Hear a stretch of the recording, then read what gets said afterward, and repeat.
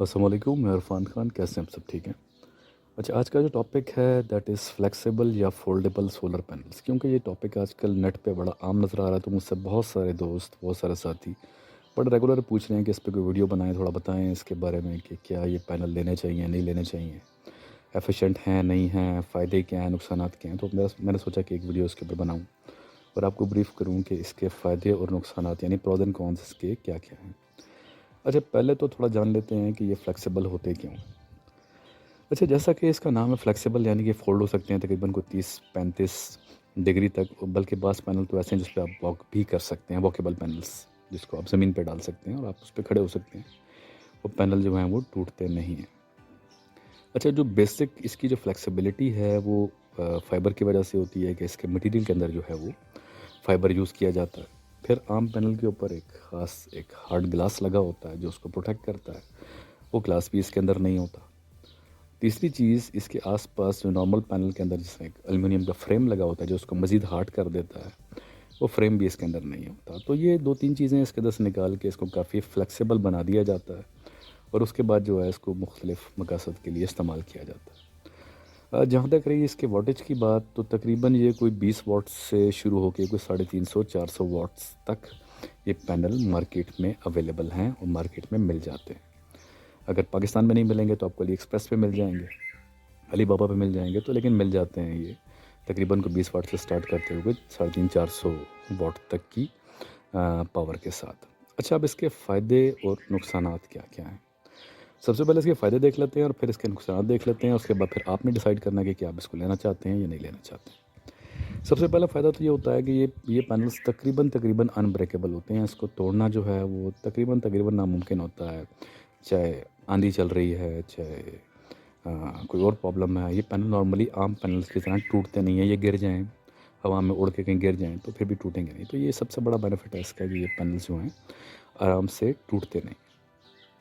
دوسرا بڑا بینیفٹ اس کا یہ ہوتا ہے کہ اس پینل کو لگانے کے لیے کسی سٹیل سٹرکچر کی ریکوائرمنٹ نہیں ہوتی، یعنی کہ بہت بڑی کاسٹ جو آپ کی سٹیل سٹرکچر کو اریکٹ کرنے پر آتی ہے، اس میں جس پر آپ کافی پیسے لگتے ہیں آپ کے، تو اس پینلز کے ساتھ آپ کو کسی بھی قسم کی جو ہے وہ سٹیل سٹرکچر کی ریکوائرمنٹ نہیں ہوتی اور آپ اس کو بڑا ایزیلی انسٹال کر سکتے ہیں۔ تیسرا بینیفٹ جو اس کا جو ایک بڑا بینیفٹ ہے وہ یہ ہے کہ آپ اس کو کسی بھی سرفیس پہ لگا سکتے ہیں، آپ دیوار پہ لگا سکتے ہیں، شیشے پہ لگا سکتے ہیں، اس کو آپ زمین پہ لگا سکتے ہیں اس کو آپ۔ تو یہ اس کا ایک تیسرا جو ہے وہ اور بڑا بینیفٹ ہے اس کا کہ اس کو آپ کسی بھی سرفیس کے اوپر بڑا ایزیلی لگا سکتے ہیں۔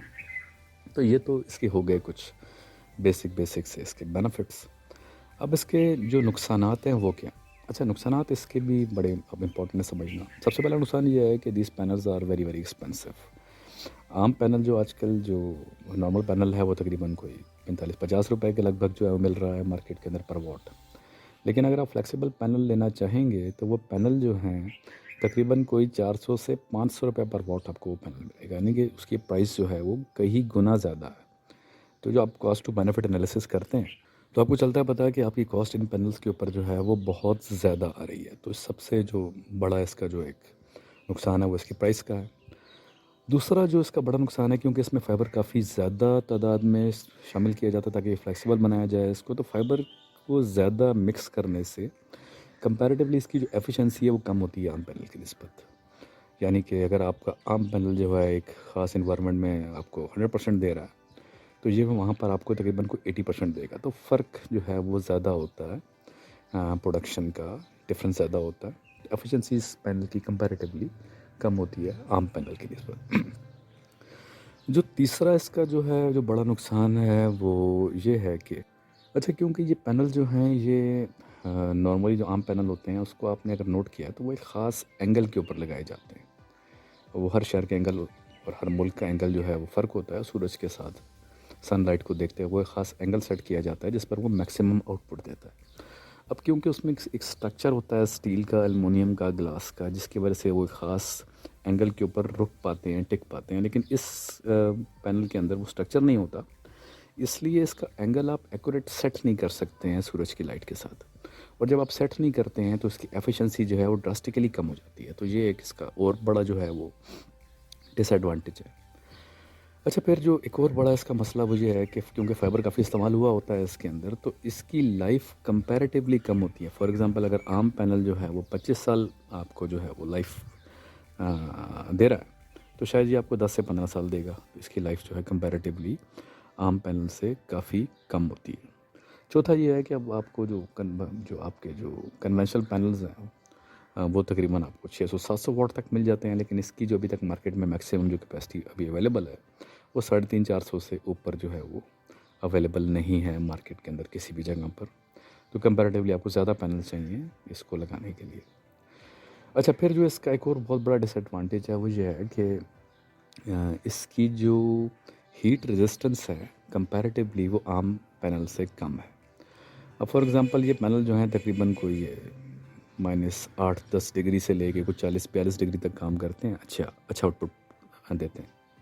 लेकिन अगर टेम्परेचर इससे बढ़ जाए, जो पाकिस्तान में नॉर्मली बढ़ जाता है, तो उसके ऊपर इसकी एफिशिएंसी जो है फिर वो नहीं रहती है जो होनी चाहिए। तो अब वजह ये भी होती है इसकी, क्योंकि ये पैनल जो हैं इसका और सरफेस में दरमियान में फ़र्क नहीं होता। नॉर्मल जो पैनल होते हैं वो उठे हुए लगे होते हैं, नीचे वेंटिलेशन हो रही होती है, तो पैनल जो है आपका वो ठंडा हो रहा होता है, वेंटिलेट हो रहा होता है, क्योंकि ये बिल्कुल जो है दीवार के ऊपर चिपक जाते हैं, शीशे पे चिपक जाते हैं। तो जो नीचे के मटेरियल की जो गर्मी है वो भी कंटिन्यूसली इसके अंदर जा रही होती है, और बाहर से भी जब गर्मी आ रही होती है तो ये सूट नहीं करता गर्म मुल्कों में, जिस तरह के पाकिस्तान और नेबरिंग कंट्रीज़ हैं, हम लोगों को सूट नहीं करता ये पैनल हमारे इलाके में लगाने के लिए।